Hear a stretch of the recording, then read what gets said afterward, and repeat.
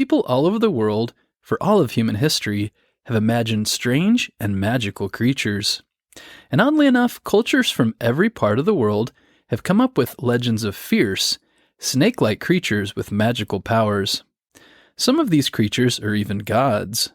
Many have wings and claws, some are benevolent and helpful, some are evil and destructive, some hoard treasure and breathe fire.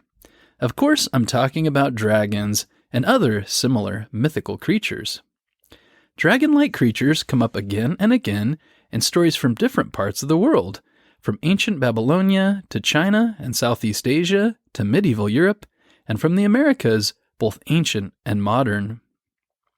These different dragons have different features, but all are snake or lizard-like, with parts of other animals squished into one. Some are good, some are evil, but all are fierce, strong, and magical. Folklore in India, Malaysia, Thailand, and other Southeast Asian cultures tells of nagas, snake-like dragons that usually have no arms or legs, some with many heads. The ancient god Quetzalcoatl was a feathered serpent and looks a lot like a dragon in some artwork. The ancient Egyptians had many snake gods, as did other African cultures. And the powerful Hawaiian goddess Kiwahawine is a dragon with reddish hair who sometimes shapeshifts into a human woman. Ancient Greece had its share of dragon creatures too. One of the more famous is Ladon, who Hercules fought in order to steal the golden apples he guarded from the goddess Hera. Later in ancient Rome, a historian named Pliny the Elder passed on the knowledge that a dragon could strangle an elephant with their tail. No one knows where he heard this, but he may have gotten confused by secondhand stories of pythons, snakes that can squeeze their prey to death. Philostratus, a Greek philosopher from the 3rd century, gave descriptions of several kinds of dragons. Mountain dragons are fast and fierce, he says, with glittery golden scales. He claims they have a longer tail than plains dragons, along with bushy beards. Marsh dragons he describes as sluggish and lazy, with black scales on their backs. He was convinced that India was full of dragons, and that Indians knew how to enchant dragons by weaving magical cloaks and lulling them to sleep. The eyes of a dragon were supposedly made of stone, and rings set with this stone would have magic powers. But the best-known dragon legends today are probably ones based on Chinese and medieval European stories. Early natural scientists in both Europe and China wrote about dragons as though real, but still magical. Chinese scholars grouped them with other animals that had scales, like snakes and lizards. Like unicorns, dragons were also subject to cases of mistaken identity. In the past, people who unearthed dinosaur bones often thought they were dragon bones. This was before scientists were careful and methodical about reconstructing skeletons and dating them, which made them realize they were real, non-magical, but extinct animals. It's easy to see why people might confuse dinosaur bones for dragon bones, though.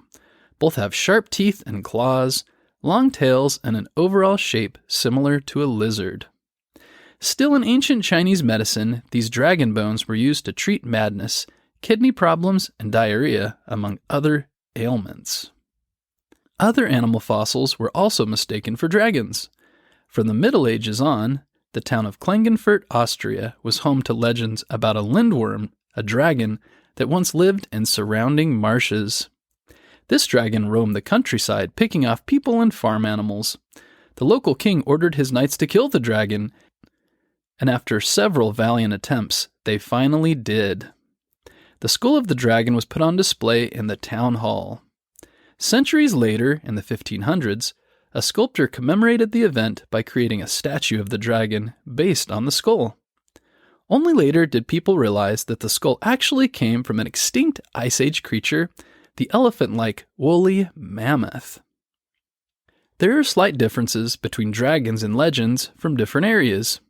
Wyverns had 2 legs and wings, while knuckers have 4 legs and live near water. But European dragons mostly follow the mold of the Klagenfurt dragon, menacing and powerful. The early medieval English poem Beowulf kicks off this trend, telling of a dragon who burned down homes with his fiery breath. The worm, part of the name lindworm, comes from an Old English word that meant dragon or snake. Maybe this is why medieval Europeans often associated dragons with snakes and evil. Tales of knights fighting dragons who've been terrorizing towns and farmers, like in Klagenfurt, were popular throughout the Middle Ages in Europe. Another famous story tells of St. George the Dragon Slayer. In a typical plotline, a dragon was terrorizing a village, breathing fire on people and farm animals. The villagers decided to sacrifice one sheep each day to the dragon to keep him happy. But eventually they ran out of sheep. Next, they started choosing a child at random each day to give to the dragon.